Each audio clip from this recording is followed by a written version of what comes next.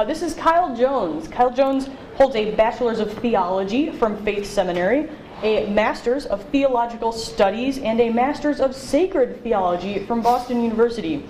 We might call him a man of God, but here he is with us. He's a current Ph.D. in Religious Studies at Claremont Lincoln University in the Los Angeles area of California. We first got in touch with Kyle as he was inquiring with the Secular Student Alliance about the possibility of building a humanist center on his campus. And those plans are continuing to move forward, and we're very excited to provide support as this comes into existence. In the meantime, Kyle is an advocate of interfaith in a lot of circles, and that's what he's going to be speaking about today. So I will hand it over to Kyle. Hi. Thank you, Liz. Thank you. What I'm going to be talking about is basically engaging in interfaith as an atheist, trying to build bridges with religious groups in what has been known as the spiritual marketplace, that is college campuses and schools in general. Wade Clark Roof, who came up with the term, the campus as a spiritual marketplace, which I think is an apt description, because you have these competing ideas that are vying for people's attention, and a lot of those are religious ideas. And we got to ask about the numbers. How many campuses are these these groups, religious groups, on? When I was thinking about looking up the numbers of these, I thought how frustrating it was to see how high these numbers were. So I had to have an image that reflected my feeling.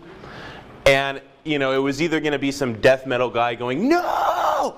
or it was going to be some screaming baby. So I chose the screaming baby because there are 1,300 campuses that Campus Crusade for Christ are on. 886 for Baptist Student Ministries, 720 for the Lutheran Synod, the Missouri Synod, InterVarsity 564, etc. And then down here with mainline churches, 700 Methodist and 600 PCUSA, etc. They're all over, let's just put it that way. The Secular Student Alliance in particular, I feel really there's a strong impetus for it to grow considering these numbers. And there's so many campuses that are filled with these religious groups that are proselytizing and putting on events and other things like that. And then we get some of the other religions, Catholics. There are Roman Catholic groups on 1,300 campuses, Hillel centers and kibbutz houses, Muslim Student Association, which is growing rapidly right now, 600 campuses now, Hindu, relatively small, still 70, and Pagan, the Student Pagan Organization, there's about 100 or so. So that's still quite a few. Now there are these different models that people talk about when they're in interfaith or they're atheists and they want to engage in interfaith. And these two models are generally confrontation and cooperation. And I don't like the notion that we have to pick one of these methods. I like both of them, given the situation. A while back I was debating this Christian at Columbia, and part of me was thinking, I like doing interfaith, I like trying to have dialogues and discussions, but I also really love a good debate. So there needs to be both. So there's debates, there's activism, there's sign holding, public shaming, and tabling and satire as models of confronting religious groups on campuses. And I admire that, and I think it's actually important and pertinent. I have satire down there with Sanderson Jones, one of the guys that started the Sunday Assembly, the atheist church, and he'll go and do these kind of satirical mockings of fundamentalist persons, picketing with their big signs. And then one of the really funny jokes that he said, he said something, he walks up to these people preaching, and he goes, so, do you believe that Peter is up in heaven and he decides who goes, to heaven or hell. So he has all these files. So really, in heaven, you have a bunch of Peter files. So I enjoy that sort of satire, but I also enjoy cooperating with religious groups for all kinds of reasons. I mean, you can do all these great things, right? Food drives, fundraisers, car washes, panels, homeless political action, elderly care. Ad infinitum, basically. You can come up with a million things to do with religious groups that I think are beneficial. I'll give you some examples here. American Humanist Association worked with Lighthouses of Oxford Valley for this large food bank in Philly. Interfaith Youth Corps and their Better Together campaign, which I believe Secular Student Alliance works with Interfaith Youth Corps and Ibu Patel and all that. And they do some great stuff, and they involve non-religious persons, and I really applaud that. The Open Party at Yale Divinity School, the Humanist Community at Harvard, which was the chaplaincy, and they kind of changed the title. Secular Coalition for Arizona, Sarab Blaine, who's here and speaking, they do a lot of work with Arizona Interfaith, and I think that's brilliant. I think it's a great way to build coalitions. And then the Humanists, the HU Humanists, they get my gold star because they cast such a broad net that so many people can be involved in Unitarian churches. And I really think Unitarian churches are a great hub, a great spot for having atheists involved in interfaith. They get my golden star, which is my pentagram. I looked for a star, and then the pentagram popped up. Like, well, I'll just pick the pentagram. Yeah, there are tons of pagans and involved in Unitarians too, so it's fitting. So why cooperate? Jonathan Figdor, who's here, he's the humanist chaplain at Stanford, great guy. He gives 5 reasons in a Patheos article. One is to accomplish service, which is pretty straightforward. And I think that's good, doing good for good's sake, not out of fear of hell or for reward, but just generally accomplishing good social service. 2, it lets people know about atheism. So a lot of people that do interfaith, you'll realize that atheists are kind of the newcomers to this table. Interfaith and interreligious dialogue has been going on for a while. Especially over the last 30 years, it's been growing. And so it lets these people know that, hey, we want to be part of the dialogue, we want to be a conversation partner, and it lets them know, why we believe what we believe, and it shows them that, hey, we're here and we want to cooperate. 3, it robs religious groups of another day to proclaim that only faith can compel people to act for the good or of public service. And I think that's good too. They need to see it lived out in atheists. The way in which we may actually think there are some good things in religion, maybe. Those good things, we go, well, they basically are performing great social services for people, and we want to show that atheists can do this too, and humanists can do this too. And it helps disprove that the assertion that atheists are immoral, or don't care about other people, or don't want to be involved, that we just hide alone in our basements playing our Dungeons and Dragons and magic and etc., which is obviously partially true, but it's not completely true. We actually do want to help people too. And then 5, it gives us an opportunity to talk to believers about their faith. Not only to build friendships and relationships, but it also provides an opportunity to challenge certain notions that they hold. So I think those are 5 good reasons right there. And in light of those reasons, I think there's a couple things we need to be conscious of, especially when you're an atheist doing interfaith. One is religious privilege. That is, religion is privileged in our society, very much so. I mean, atheists are the least trusted group in America, with Penny Edgell's study out of Minnesota. Least trusted over Muslims and homosexuals. There's also, we need to be conscious of fundamentalism, that it's very real, it's still going on. And then we also need to be conscious of religious diversity. Amongst religions and within religions, there's a lot of diversity. So, some examples. An example of religious privilege, this is recent, right? After the recent bombing in Boston, an interfaith service was held in honor of the victims with an appearance by President Obama. Guess who was excluded? Atheists, humanists. I mean, this is in Boston. This is right by the Humanist Center at Harvard. There's Epstein there. There's James Croft. There's Chris Stedman. There's all these people that could have been easily stepped up and been involved, but no, they're nowhere to be seen. And so I think that's an example of religious privilege. It's like, well, this really horrible thing happened in society. Let's get all these religious people to talk about how their religion informs them and how we should act, but to the exclusion of atheists and humanists and skeptics, etc. So it's an example of religious privilege. We also need to be, I think, very aware of religious fundamentalism. and its real presence. I think in academia, for instance, we do a lot of theorizing about what religion consists of. And we forget the material and lived religion, that lots of these people actually believe these things, literally. They live their lives these way. The hell that you're going to, or they think you're going to, is not imaginary to them. It's very, very real, it's very troubling, and it's very present. So when doing interfaith, I think it's important to recognize that, yes, there's a place for all this theoretical discussion about what constitutes religion, but let's also realize that people live their lives in these ways, that very strongly fundamentalist. I always recommend looking at the Fundamentalist Project by Martin Marty if you want to know anything about the role of fundamentalism in American society today. It's a good project. Another thing to be aware of, I think, in doing interfaith is religious diversity.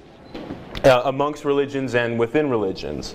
You know, there's obviously, we talk about the Abrahamic religions and the Dharmic religions and the earth-based religions as these kind of categories to understand them.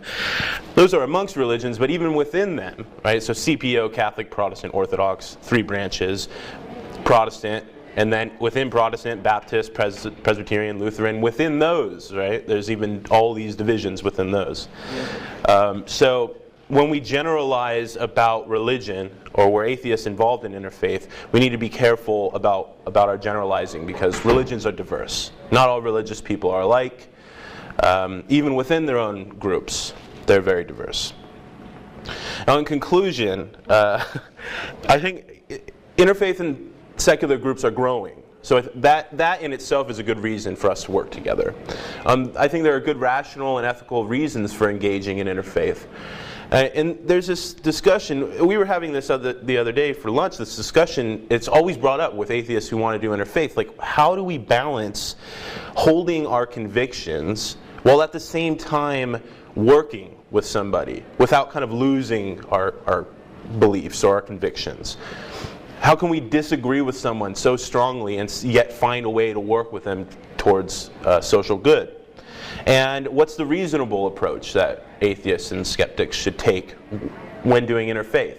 I don't have one answer or strategy. Like I said, I think cooperation and confrontation are both beneficial. They're both good. And I think just in general, there's great personal and social takeaway from working with religious groups. I've found this personally. It's rewarding to be on a panel, for instance, with a bunch of other religious groups and go, you know, hey, yes, I'm a secular humanist. I don't believe these things. And that's okay. I still think there are certain things we can do together. We can work together.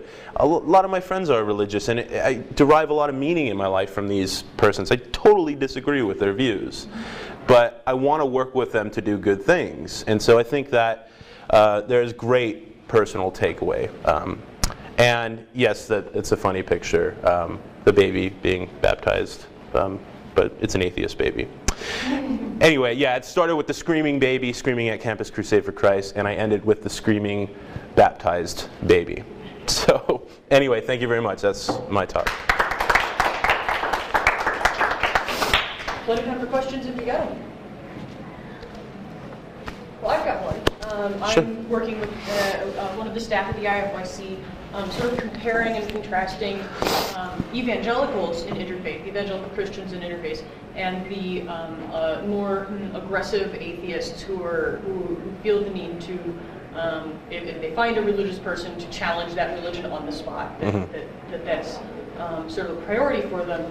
And managing both of those personality types that are in a lot of ways very similar in this interfaith setting, which can make those interactions sometimes not welcome. So I wonder if you can speak to that. Yeah, I think there are, well, if we're doing the kind of confrontational model where we have a debate between William Lane Craig and XYZ atheist, that's a certain model set up, and it functions in certain ways, and it has its good parts and bad parts. But I think there are ways of diffusing the tension that can help. Ways of kind of orchestrating groups that can diffuse the tension. One is I started this thing a while back called Interviewing Atheists at Church Day. And what happened is this last May 5th, 20 different churches across the U.S. interviewed an atheist during their Sunday service. And it was an interview, right? So it wasn't a debate. So instantly, the guard was down. Now also they had met beforehand, so I had kind of arranged the pastors to meet with the atheists beforehand, and they would have lunch or coffee or whatever and talk. Turns out they, most of the time, pretty much all the time, they all got along and were like, oh, this person's great, I really like this person. So it kind of people put their guards down. Then when they're being interviewed at church, the guard is down, it's this kind of calm, more personable approach, and people aren't getting all bent out of shape and emotional and name calling and ad hominem attacking. So I felt like there's that and many other different methods that one can find to diffuse that tension if you want to have more of a kind of a dialogue or a cooperative approach. So did you have a question? We've noticed with interfaith work, it's a lot harder to get the minority groups versus the Christian groups, whether they're evangelical or Catholic. Do you have ideas on how to get them more involved when it comes to Hindu, Muslim, all the, because they're the top religions that we try to get involved, but they seem to not want to work with us the most. The top religions, you mean? Yeah, at least on KU campus, we have like representatives of the top 6 religions in the world. Oh yeah. We try to get them to work with us, but they typically don't do that. Yeah, well there are 2 questions, like how do we include the minority religions, and then how do we get any religion to work with us. For the former, I think the only way to do it is kind of to have it, to deliberately think of it as keeping it conscious that yes, the Abrahamic religions have ruled the day in America. I mean, they just have in the discourse and in politics, and so reaching out to Hindu and Sikh and even minority Muslims, like even Shia or Sufis, deliberately reaching out to them as opposed to just having that first natural instinct to go, okay, let me get the Christian, the Jew, and the Muslim.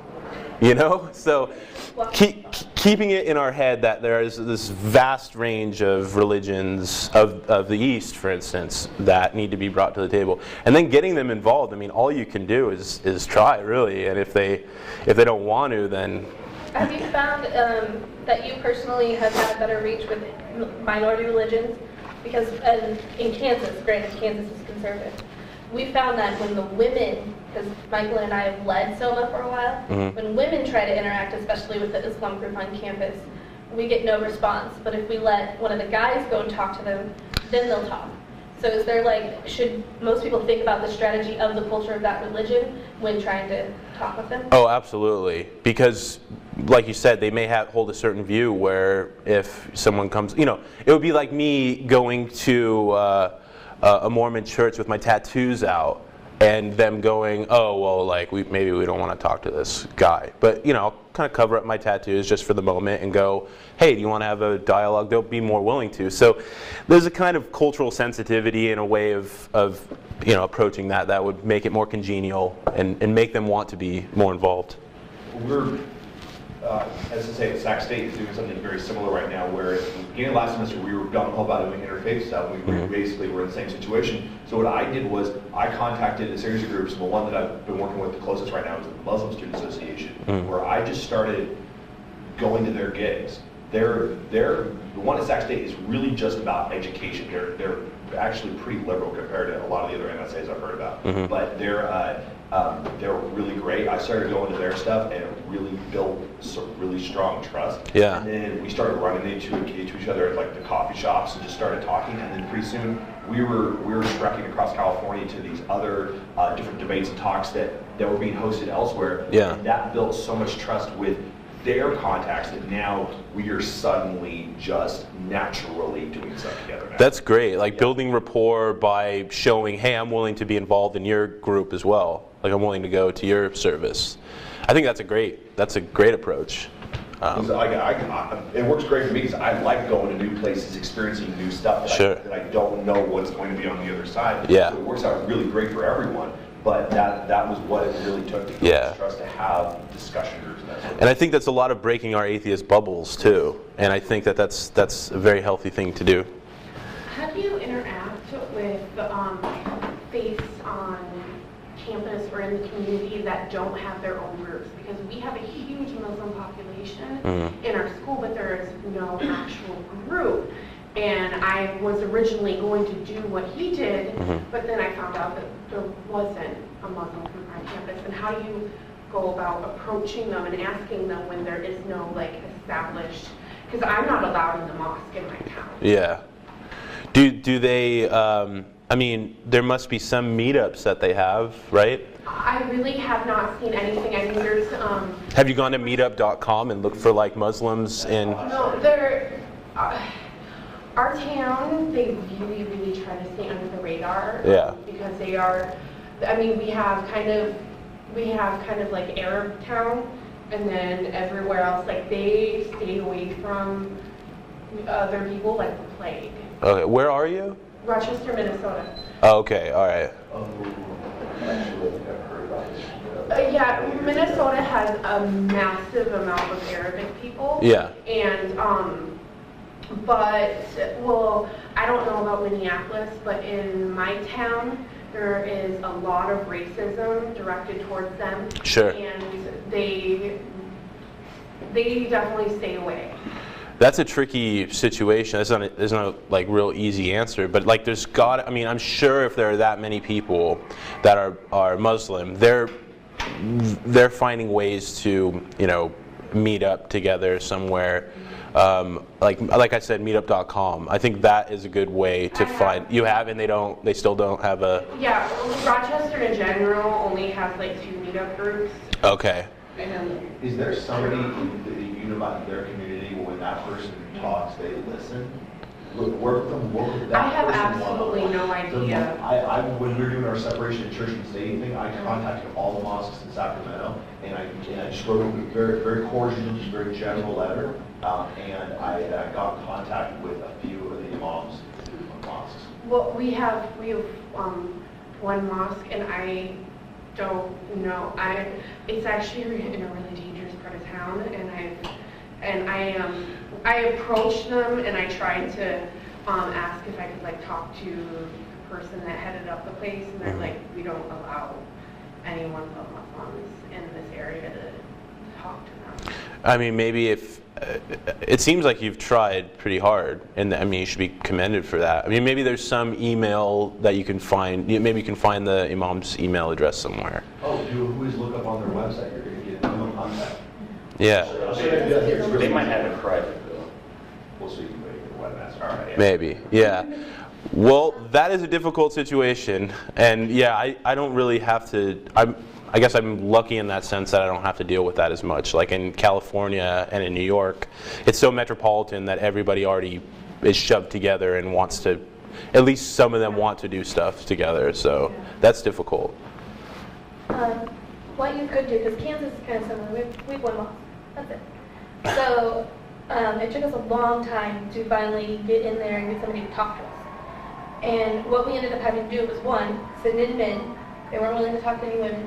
And 2, we had to kind of, through a series of emails and phone calls, because they wouldn't respond to us at first. I personally sent about 12 emails. They wouldn't respond. And so we had to search around and find their phone number. It takes a lot of effort to put your foot in the door. But once you get your foot in the door, then you can kind of work from there. I've thought about going to, we have one Ethiopian restaurant, and I've gone there a few times. I've thought about talking to the owner and asking him, but I don't know if that's perfectly acceptable. That's how we ended up finding our Hindu speaker last year.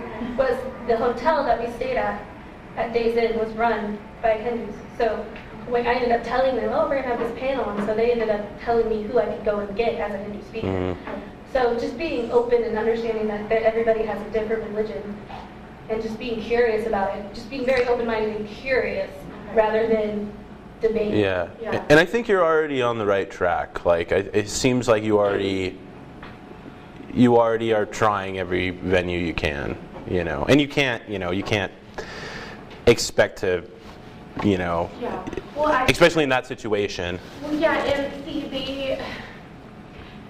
the community, the Muslim community in the area is so hated on by other people that,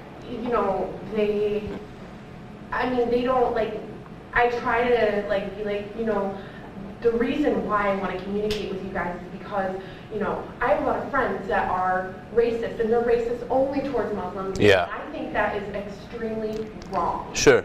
And I want to be doing that and having education, but they just think, I mean, they take one look at me and see, we have one other person, we have one male that is in our group, and he's a complete asshole. That won't help you. Yeah. Actually, what after this, I can work for about a half hour on the computer and get some information. This is what I do in my group. Yeah. I find people. Okay. Yeah, sounds great. Yeah, good stuff. Thank you. All right. Thank you.